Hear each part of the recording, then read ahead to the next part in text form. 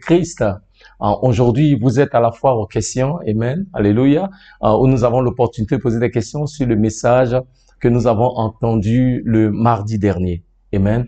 Au nom du pasteur Kadi Dibi, nous voulons vous souhaiter la bienvenue sur votre plateforme préférée. Je suis le pasteur Henri Dibi, votre serviteur, et c'est toujours une joie pour moi d'être avec vous. Alléluia, Amen. Nous allons confier ces moments entre les mains de l'Éternel, Alléluia, Amen, et demander à Dieu, par son esprit, de nous conduire et de nous parler ce soir encore une fois. Prions. Éternel, ô Dieu, nous te bénissons et nous te rendons grâce. Nous te disons merci pour ta bonté, pour ta fidélité et pour ton amour infini. Tu es notre roi, tu es notre Seigneur et tu ne changes pas. Ce soir, oh Dieu, nous sommes là pour toi. Merci pour la vie de chaque homme, chaque femme, chaque personne connectée ce soir pour entendre ta parole, pour recevoir de toi, oh Dieu. Éternel, par ton esprit, parle-nous. Je ne suis qu'un instrument entre tes saintes mains. Yahvé, c'est toi qui fais toutes choses. Et ce soir, nous croyons que tu as une parole qui va transformer la vie de quelqu'un qui écoute. Tu as une parole qui va opérer la guérison dans la vie de quelqu'un. Tu as une parole, ô Dieu, qui va opérer la restauration dans la vie de quelqu'un. Tu as une parole, ô Dieu, qui va opérer la délivrance dans la vie de quelqu'un qui écoute. Que ton nom soit élevé, ô Dieu. Seigneur, nous te disons merci et nous voulons te dire, à toi seul soit toute la gloire et à toi seul soit le règne. Béni sois-tu, ô roi des rois, dans le nom de Jésus. Et le peuple de Dieu dit Amen. Amen. Que le nom de Dieu soit béni. Encore, merci de vous connecter. Amen. Partagez avec vos amis et frères qui ne sont pas encore connectés. Likez. Alléluia. Amen. Et faites monter les cœurs. Amen. Et je sais que aujourd'hui, encore une fois, l'Éternel a une parole qu'il a préparée pour nous. Je veux vous encourager. Appelez quelqu'un qui n'est pas connecté et dites à cette personne-là, Jésus a une parole pour vous. Amen. Ce soir, nous sommes à la foire aux questions et nous avons mardi dernier commencé une série de messages que nous avons juste intitulé La nécessité de la croix. Alléluia. Car le sacrifice de notre Seigneur Jésus-Christ à la croix est au centre de notre foi chrétienne. Alléluia. Sans la croix, il n'y a pas de salut. Sans la croix, il n'y a pas de vie chrétienne. Et nous croyons qu'il est important que nous mettions en l'œuvre de la croix, le sacrifice de notre Seigneur Jésus-Christ à la croix, amen, au centre de notre doctrine, au centre de nos enseignements, amen, mais aussi au centre de donner à la croix la place qui doit lui revenir dans nos enseignements, dans notre foi et dans notre marche avec le Seigneur, amen. Et nous avons dit le mardi dernier, que quand nous regardons partout dans les Écritures, depuis le livre de Genèse jusqu'à Apocalypse, nous pouvons voir plusieurs références qui sont faites de la croix du Seigneur Jésus-Christ. Amen. Nous avons donné quelques exemples, comme dans le livre de Genèse, chapitre 3, au verset 15, quand le Seigneur déjà nous dit dans le livre de Genèse, après le forfait d'Adam et Ève qui ont mangé du fruit interdit, et qui ont été, comment dirais-je, trompés, ou dirais-je, qui se sont laissés berner par les belles paroles du serpent, qui, la Bible nous dit, étaient rusés. Amen. Et le Seigneur dit au serpent que le Seigneur établit l'inimitié entre l'ennemi, entre le serpent et la femme. Et la Bible nous dit que la postérité de la femme ou la sémence de la femme écrasera la tête du serpent, qui est déjà une référence qui est faite en concernant le sacrifice de Jésus-Christ à la croix, qui à la croix a vaincu le diable et les œuvres de l'ennemi. Car la Bible nous dit dans le livre des Hébreux, chapitre 2, verset 14, que tout comme les enfants ont participé à la chair et le sang, Jésus lui-même a participé à la même nature pour qu'au travers de sa mort, il détruisisse, il anéantisse celui qui a le pouvoir de la mort, c'est-à-dire le diable. Alléluia. Donc, l'œuvre de la croix est ce qui nous donne la victoire sur le diable et sur ses œuvres. Amen. Nous pouvons aussi voir la référence qui est faite à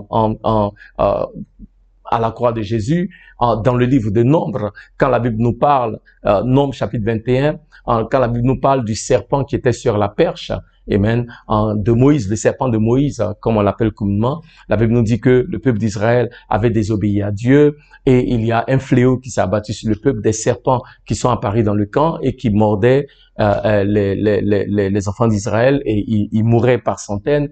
Et Moïse a crié à l'Éternel. Dieu lui a dit, Moïse, fais un serpent, mets un serpent sur une perche et tu vas élever la perche et tous ceux qui vont regarder le serpent sur la perche vont recevoir leur guérison. Amen. Et le Seigneur Jésus-Christ nous dit même que ce qui s'est passé dans le livre de Nombres est aussi une symbolique de la mort de Jésus à la croix. Nous pouvons voir comment est-ce que dans les évangiles, amen, continuellement, les évangiles nous parlent de la mort de Jésus à la croix et dans les différents épîtres après, les épîtres de Paul et ceux de Pierre font tous référence à la croix du Seigneur Jésus. Et nous disons que si nous pouvons voir dans les Écritures à quel point Dieu met un accent sur la mort de Jésus à la croix, son sang qui a coulé à la croix, cela montre clairement que c'est un sujet qui est important aux yeux de Dieu, qui est cher au cœur de Dieu.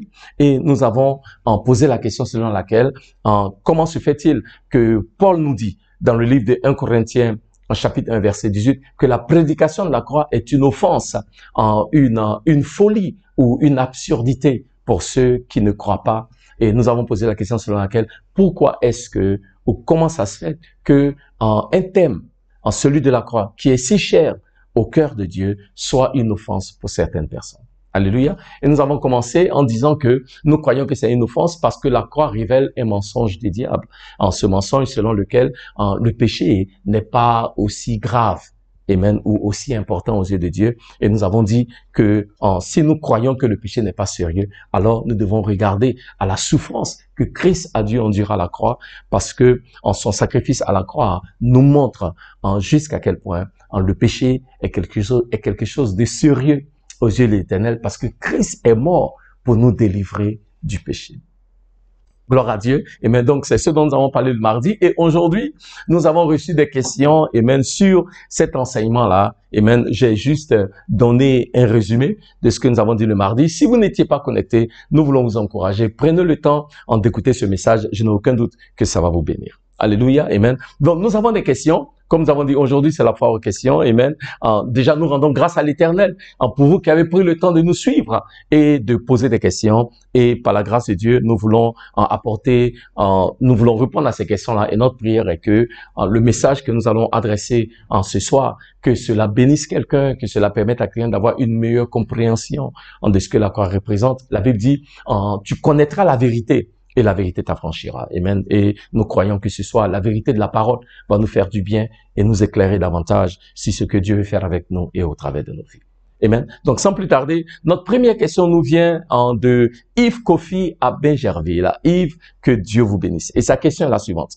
Il dit, de l'Ancien Testament au sacrifice de Jésus pour sauver le monde, pouvez-vous m'expliquer, selon vous, pourquoi Dieu aime les sacrifices? Donc, la question de Yves, c'est que nous pouvons voir que dans l'Ancien Testament, jusqu'à la mort de notre Seigneur Jésus-Christ, sur la croix du Calvaire, amen, nous pouvons voir les sacrifices qui sont faits, amen. Et Yves veut savoir pourquoi est-ce que Dieu aime les sacrifices. Alléluia. Amen. Y a-t-il un autre moyen par lequel l'homme peut être sauvé en dehors de faire un sacrifice? Amen. Et c'est ce que nous allons voir. Yves, merci pour ta question. Je veux commencer en disant que Dieu, dans sa souveraineté, a établi qu'il faut un sacrifice pour le salut. Il faut un sacrifice pour expier le péché des hommes. Il faut un sacrifice pour, pour briser la domination du péché sur les hommes. Alléluia. Car c'est le sacrifice qui est utilisé, amen, c'est l'effusion du sang qui est utilisé pour expier nos péchés. Et il dit dans le livre où expier nos fautes. Dans le livre de Genèse chapitre 3 verset 21, amen, la Bible nous dit que quand Adam et Ève ont péché, ils se sont couverts de feuilles. Et quand Dieu est venu, Dieu leur a donné des peaux, une peau d'animal pour qu'ils se recouvrent. Et nous pouvons voir que pour faire la peau de l'animal, il fallait d'abord faire un sacrifice. Amen. Il fallait tuer cet animal-là, verser du sang et utiliser la peau pour donner à Adam et à Ève. Alléluia. Amen. Donc Dieu nous montre déjà depuis la Genèse, que c'est au travers d'un sacrifice que le péché peut être expié, ou que le péché peut être pardonné. Alléluia. Je pense que c'est Dieu dans sa souveraineté, c'est la voie qu'il a choisie. Bon, si vous me demandez pourquoi, pour vous dire honnêtement, c'est la voie que Dieu a choisie. Je ne saurais vous dire pourquoi est-ce que c'est la voie que Dieu a choisie. Je peux vous donner des informations par rapport à ce que les Écritures nous disent. Mais c'est ce que l'Éternel a choisi pour expier le péché. Dieu dit la manière de le faire, c'est au travers d'un sacrifice. Alléluia. Pour les hommes et pour les femmes, c'est au travers du sacrifice que nous pouvons expier le péché. Il dit dans le livre des Hébreux, chapitre 9 au verset 22, que sans effusion de sang, il n'y a pas de pardon de péché. Alléluia. Donc, pour que pour que un péché soit considéré comme étant pardonné, il faut qu'il y ait sacrifice, il faut qu'il y ait effusion de sang. Alléluia. C'est ce que la Bible nous enseigne. Et donc, moi, je crois qu'en tant qu'enfant de Dieu, nous devons de croire et d'accepter ce que Dieu a prescrit dans sa parole. Alléluia. C'est ce que Dieu a prescrit. Amen. Si vous me demandez pourquoi le Seigneur l'a fait, moi, je dirais déjà, il faut savoir que c'est ce que Dieu a prescrit. Ça, c'est la première chose. Deuxième chose, je vais aller un peu plus loin pour répondre à la question de Yves.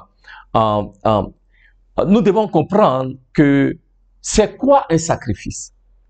Un sacrifice, c'est offrir quelque chose de précieux pour une cause ou pour une raison. Amen. Donc, Yves, un sacrifice, c'est quoi? Un sacrifice, c'est offrir quelque chose de précieux pour une cause ou pour une raison. Alléluia. Alors, quand nous offrons du sang, nous donnons à Dieu quelque chose de précieux. Amen. La Bible nous dit, dans le livre de Lévitique, chapitre 17, au verset 11, que la vie de la chair est dans le sang. Alléluia. La vie de la chair est dans le sang. Ce qui veut dire que quand nous donnons le sang, nous donnons la vie même. Est-ce qu'il y a quelque chose qui soit plus précieux que la vie? Non. Alléluia, amen. Donc, certainement, l'une des raisons pour laquelle Dieu demande un sacrifice, c'est parce que, et le sacrifice que Dieu demande, c'est un sacrifice de sang. Parce que le sang représente la vie. Et ce que Dieu recherche, c'est que nous puissions lui offrir quelque chose de précieux. Et je dis, y a-t-il quelque chose qui soit plus précieux que offrir notre vie? Et c'est certainement la raison pour laquelle Dieu demande un sacrifice. Et un sacrifice de sang, amen, parce que ce que Dieu mérite, amen, en tant que le Dieu grand, créateur du ciel et de la terre, c'est ce que nous avons de meilleur. Et ce que nous avons de meilleur, c'est notre vie. Amen. Troisièmement, je vais aller plus loin. La Bible nous dit dans le livre de Genèse, chapitre 22, à partir du verset 1, que Dieu dit à Abraham, Abraham, j'ai une alliance avec toi. Ça fait un moment que nous marchons ensemble.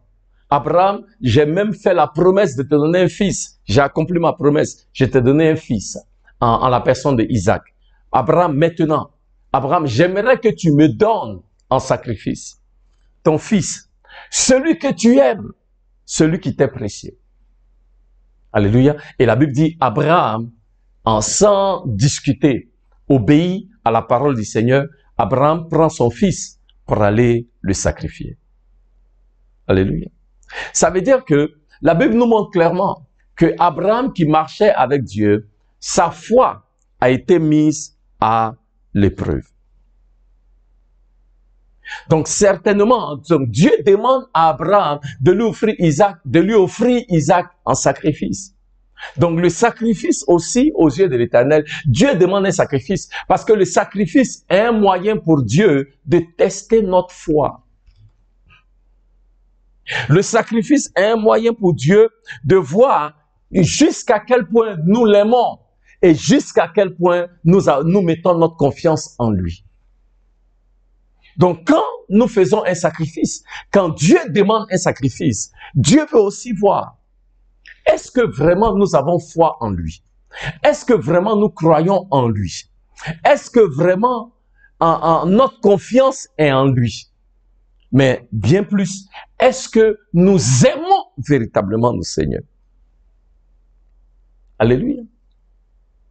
Donc, quand nous aimons véritablement le Seigneur, quand nous avons une foi totale, entière, complète en Dieu, quand notre confiance est entièrement en lui, alors la manière dont nous allons montrer cela, c'est au travers d'un sacrifice. Quand nous donnons à Dieu un sacrifice, non seulement nous donnons le meilleur de ce que nous avons à l'Éternel, mais au travers de ce sacrifice-là, nous disons à Dieu de manière tangible, de manière palpable, Seigneur, c'est toi que j'aime. Seigneur, c'est en toi que j'ai confiance. Seigneur, c'est en toi et en toi seul que ma foi réside. Seigneur, c'est toi qui es mon Dieu et mon tout. Donc Dieu dit, ce que je veux, c'est un sacrifice. Alléluia. Amen. Donc Yves, apprenons à donner à Dieu le sacrifice que lui, il mérite. Un sacrifice qui soit digne de lui. Alléluia. Et à la croix, on peut voir que tout comme, comment dirais-je, Abraham a offert un sacrifice de ce qu'il y a de meilleur à l'Éternel, à la croix, Dieu a offert un sacrifice de ce que lui, il a de meilleur pour toi et pour moi. En le faisant, il nous montre ce que doit être un sacrifice véritablement. Gloire à Dieu. Amen. Deuxième question. La deuxième question nous vient de Ismaël Touré à Makori. Alléluia. Ismaël, que Dieu vous bénisse. Et merci pour votre question. Ismaël dit, Jésus est mort pour tout le monde. J'aime bien ça. Et il a mis tout le monde en gras. Très important. Amen. Et cela est vrai. Car la Bible dit que Dieu a tant aimé le monde. On ne fait pas de distinction. Et que quiconque croit en lui ne périsse point, mais qu'il ait quoi? La vie éternelle. Alléluia. Alors, Dieu a tant aimé le monde. Il a aimé le monde. Alléluia. Amen. Pour que quiconque croit en lui ne périsse point, mais ait quoi? La vie éternelle. Il a aimé le monde et qu'il a donné son Fils unique. C'est par amour qu'il a donné son Fils. Amen. Donc, Ismaël nous dit, Jésus est mort pour tout le monde. Et cela est vrai. Et Ismaël continue. Pourquoi encore cette exception qui dit, celui qui croit? Alléluia. Donc, si je comprends très bien la question si je comprends bien la question d'Ismaël, amen, c'est que Ismaël dit, puisque Jésus est mort pour tous les hommes, est-ce qu'on a besoin de croire? Parce qu'il est déjà mort pour tous les hommes. Alléluia. Donc, s'il est mort pour tous les hommes, donc en ce moment, il n'y a pas de nécessité de croire encore. Il est déjà mort. Pour nous. C'est pour nous qu'il l'a fait. Ok? Est-ce que j'ai besoin d'exercer ma foi encore? Est-ce que j'ai besoin de croire? Il est déjà mort. Il est déjà mort pour tous les hommes. Et s'il est mort pour tous les hommes, alors il n'y a plus de nécessité. Merci Ismaël pour la question. Amen. Mais je dirais ceci. Je crois que la mort de Jésus ou croire à la mort de Jésus n'est pas juste quelque chose de, comment dirais-je, que nous devons croire comme ça. Ou je dis, Jésus est déjà mort pour moi. Ok? Puisqu'il est déjà mort, est-ce que j'ai besoin de croire? Il y a quelqu'un qui a dit, ne pas croire, c'est aussi croire. Alléluia. Donc, si je ne crois pas qu'il est mort pour moi, donc je crois en quelque chose d'autre. Ok. Mais ce que je veux dire, quand on parle de croire en fait. Parce que la Bible dit, Dieu a tant aimé le monde qu'il a donné son Fils unique, que quiconque croit en lui ne périsse point, mais ait la vie éternelle. Croire en Jésus, ce n'est pas juste reconnaître qu'il est mort pour toi. Alléluia. Ismaël, quand on parle de croire en Jésus, ce que la Bible veut nous dire, c'est abandonner sa vie à Jésus. Quand nous disons croire en Jésus, ce que la Bible dit, c'est le reconnaître comme étant Seigneur de tout. Quand nous parlons de croire en Jésus, c'est de reconnaître qu'il est le seul chemin qui conduit à la vie éternelle. Alléluia. Parce qu'on dit que quand tu crois, alors tu ne vas pas périr, mais tu auras la vie éternelle. Croire en Jésus, c'est être prêt à mettre sa vie entre ses mains et accepter de suivre là où il nous conduira. Alléluia. Parce qu'en réalité, si nous ne croyons pas qu'il est mort à la croix pour nous, alors nous rendons son sacrifice d'aucun effet. Là où son sacrifice à la croix peut avoir un effet palpable et tangible dans ma vie et dans ta vie ou dans votre vie, Ismaël, c'est quand vous croyez. Si vous ne croyez pas, alors ce qu'il a fait ne peut pas vous bénéficier. Ça ne peut pas vous aider. Je ne sais pas si je me fais comprendre. C'est seulement quand nous croyons en ce qu'il a fait que nous pouvons nous approprier des bénéfices de ce qu'il a fait. Alléluia. Si nous disons tout juste, bon, il est mort à la croix pour tout le monde et je n'ai pas besoin de croire parce qu'il est déjà mort. En ce moment-là, le sacrifice qu'il aura fait ne peut pas vous servir. Je veux essayer d'expliquer en donnant une petite illustration. Alléluia. Amen. Parce que pour que ce sacrifice-là soit effectif dans la vie d'une personne, il faut que la personne croie en ce qu'il a fait. Il faut que la personne s'engage véritablement pour reconnaître que le sacrifice de Christ, c'est pour moi qu'il a fait. Je crois en ce sacrifice-là et je choisis de vivre selon ses préceptes. Okay. Ismaël, puisque c'est vous qui posez la question, pour aider à répondre à votre question, je vais donner une petite illustration. Disons que vous prenez un sentier et vous marchez sur ce sentier-là.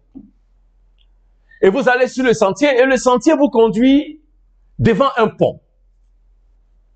OK? Vous êtes devant un pont parce que vous êtes arrivé à un niveau du sentier où en dessous, il y a un gouffre. Donc, s'il n'y a pas de pont et que vous essayez de traverser, vous allez tomber, faire une chute et vous pouvez même vous casser les pieds, un bras ou pourquoi pas, peut-être mourir.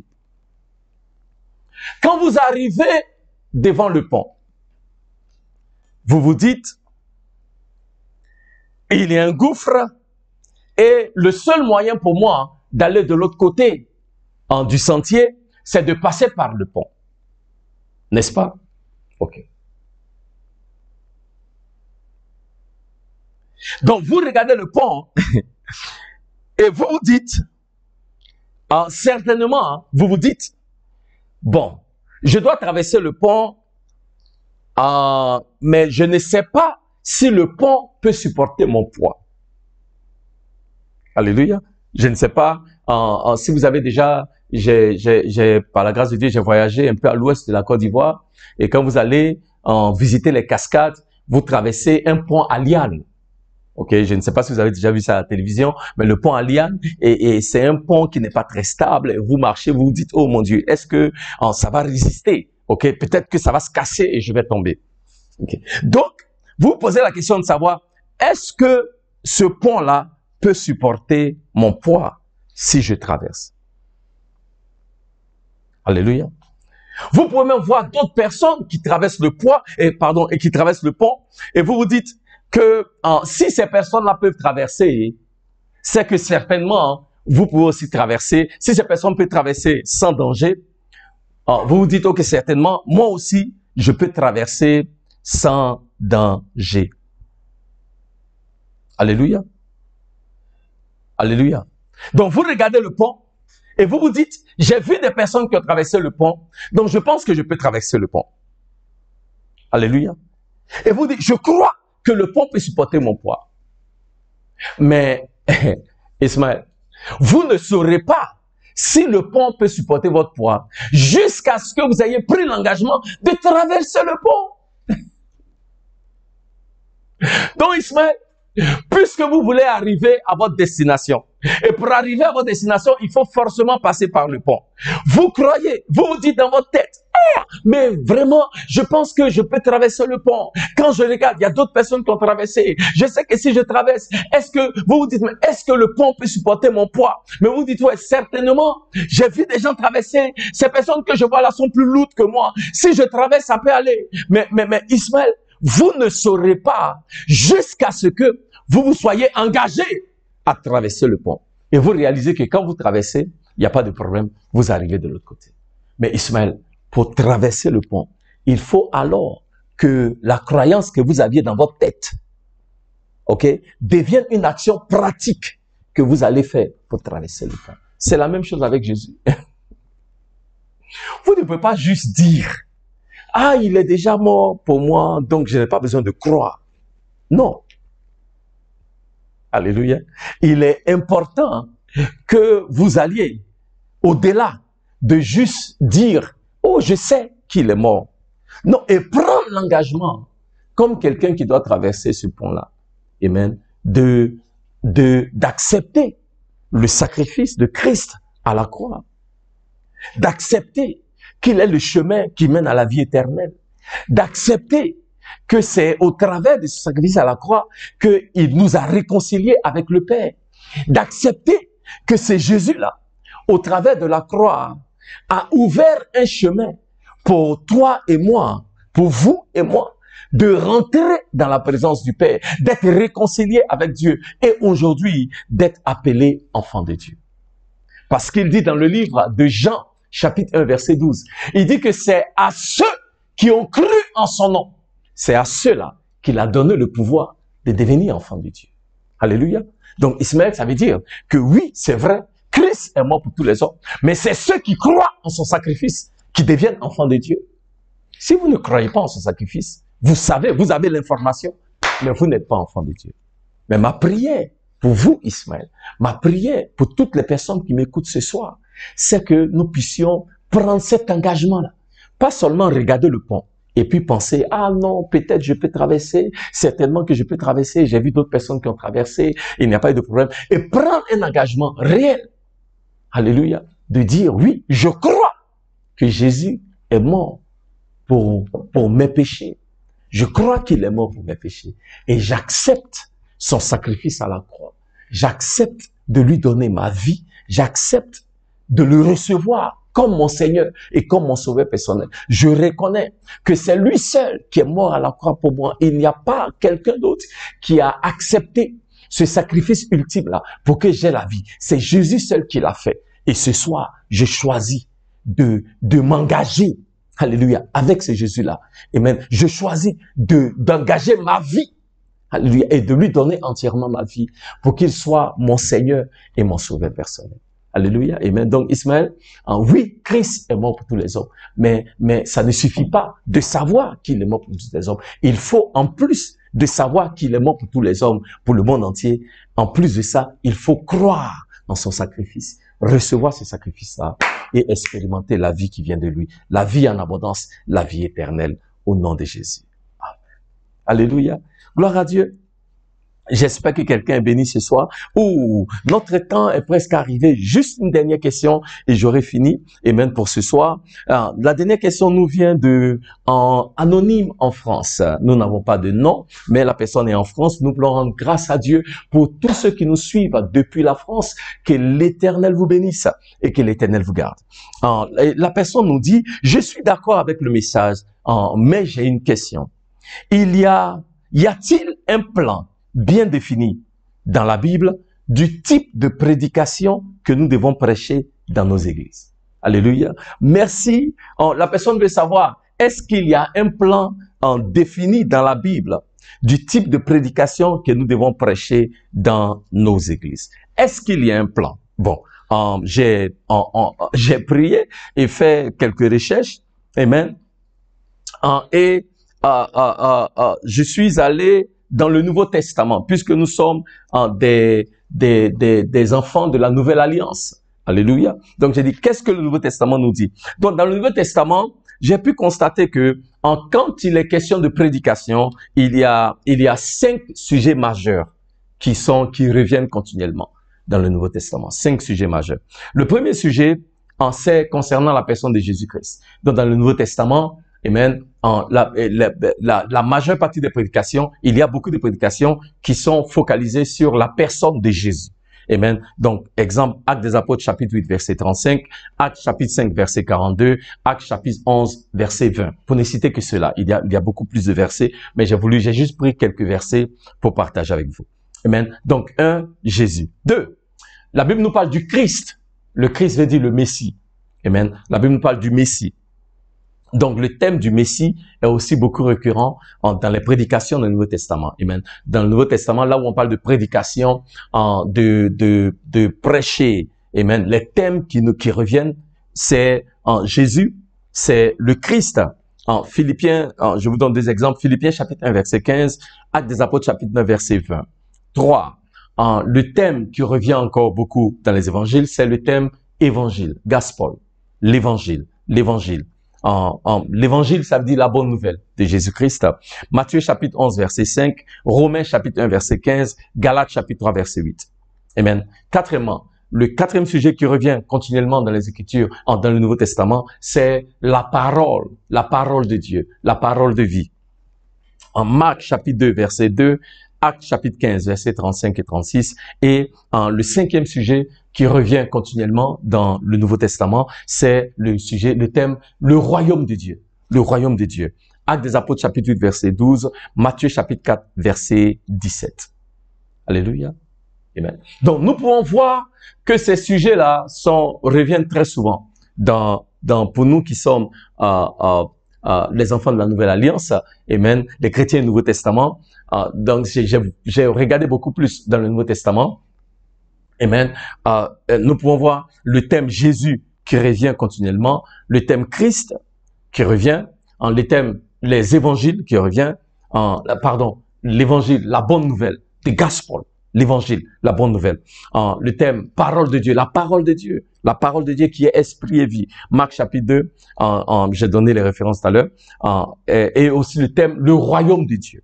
Amen. Donc, ces 5 choses-là reviennent continuellement. Donc, on peut s'inspirer de cela par rapport au message qu'on enseigne. Okay. Donc, ça, c'est la première chose que je vais dire. La deuxième chose, c'est que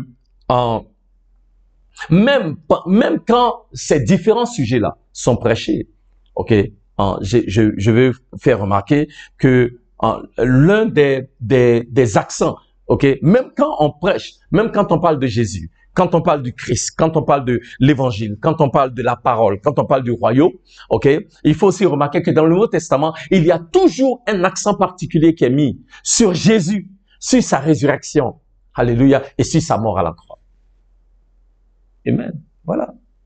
Donc, on peut voir que dans le Nouveau Testament, les thèmes qui reviennent régulièrement, c'est les thèmes concernant Jésus, les thèmes sur le Christ, sur l'évangile, sur la parole de Dieu, sur le royaume de Dieu. Mais même avec ces thèmes-là que nous avons énumérés, 5, ok, il y a toujours un accent particulier qui est mis sur la personne du Seigneur Jésus, sur sa résurrection et aussi sur sa mort à la croix. Alléluia. Et c'est pourquoi nous disons encore que le thème de la mort de Jésus à la croix, il est très important parce que même dans l'Ancien Testament, nous pouvons voir que ce thème-là, il revient toujours. Amen. Il y a quelqu'un qui dit en anglais that as you preach Christ, being led by the Holy Spirit, you cannot go wrong. Je vais le dire en français. Quand vous prêchez Jésus, étant conduit par le Saint-Esprit, certainement que vous n'allez pas vous tromper. J'espère que j'ai traduit bien. Je vais le dire en anglais. When you preach Jesus, being led by the Holy Spirit, you cannot go wrong. Quand vous prêchez Jésus, étant conduit par le Saint-Esprit de Dieu, alléluia, vous n'allez pas vous tromper, si je peux m'exprimer ainsi. Qu'est-ce que je veux dire? Je veux dire que quand nous prêchons, déjà, permettons au Saint-Esprit de nous conduire. Mais la Bible même, en tant que parole de Dieu, la Bible en tant que parole de Dieu, de la Genèse jusqu'au livre d'Apocalypse, nous parle d'une seule personne. C'est Jésus-Christ, notre Seigneur. Et c'est pourquoi il est important que les messages que nous prêchons doivent essentiellement être centrés sur la personne de Jésus-Christ. Donc, est-ce qu'il y a, comment dirais-je, pour répondre à la question de notre frère ou notre sœur qui nous écrit depuis la France, y a-t-il un plan bien défini dans la Bible du type de prédication que nous devons prêcher? Je dirais oui. Ce plan-là, c'est Jésus. Jésus et toujours Jésus. Amen. Que l'Éternel vous bénisse. Ça n'est fini pour moi ce soir. Que l'Éternel vous bénisse. Au nom du pasteur Kadi et à mon nom propre, nous voulons vous dire encore un grand merci de vous être connectés ce soir. Je veux prier pour le frère Yves Kofi à Bingerville, prier pour Ismaël Touré à Makori et aussi prier pour ceux qui nous suivent en France.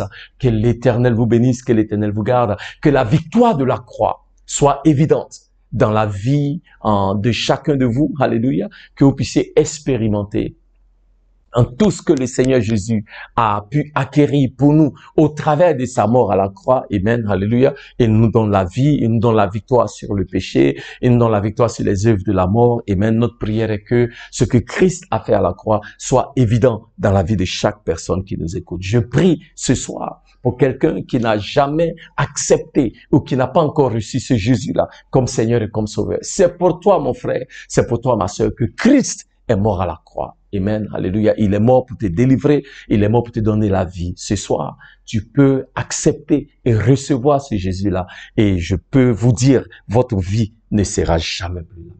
Que l'Éternel vous bénisse et que l'Éternel vous garde dans le nom de Jésus. Amen. Nous voulons vous donner rendez-vous le mardi. Nous voulons continuer de parler de ce thème-là. Amen. La nécessité de la croix. Donc, mardi à 18h30, vous ne voulez pas rater. Je n'ai aucun doute que Dieu nous fera encore beaucoup de bien. Que l'Éternel vous bénisse et qu'il vous garde. Amen.